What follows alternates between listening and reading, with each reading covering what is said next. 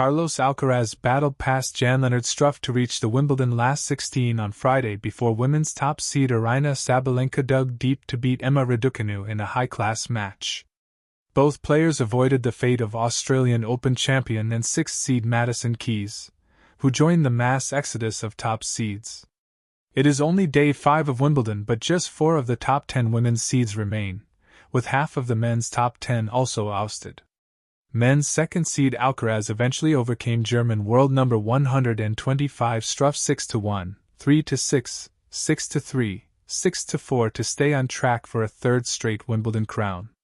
But the Spaniard will have to cut out his errors if he is to become just the 5th man in the Open era to perform that feat. I knew it was going to be really difficult. I had to be really focused.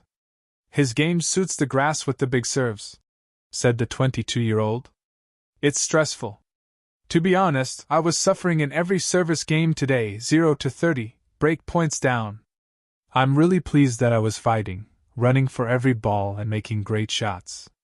Alcaraz, watched by former England captain Gary Lineker and former world heavyweight champion Anthony Joshua, made 28 unforced errors in an inconsistent display on center court. But he conjured enough moments of magic to eventually subdue his opponent and book his place in the 4th round, where he will meet Russia's Andrei Rublev. Alcaraz is yet to show his best form after being pushed to the brink in a 5-set win over 38-year-old Italian Fabio Fognini in the 1st round, while he looked below his best again against British amateur Oliver Tarvet. Women's seeds crash.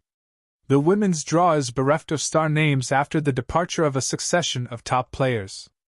Keys' 6-3 defeat by Germany's Laura Siegemund means only world number 1 Sabalenka is still alive at the All-England club out of the top 6 women's seeds.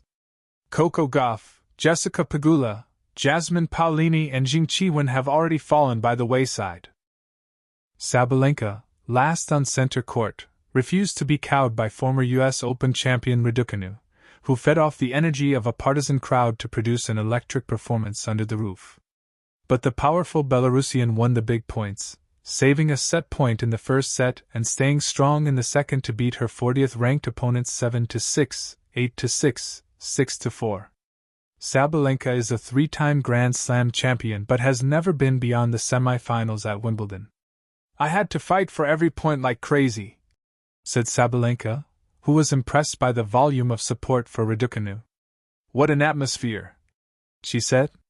My ears are still hurting, honestly. It was super loud.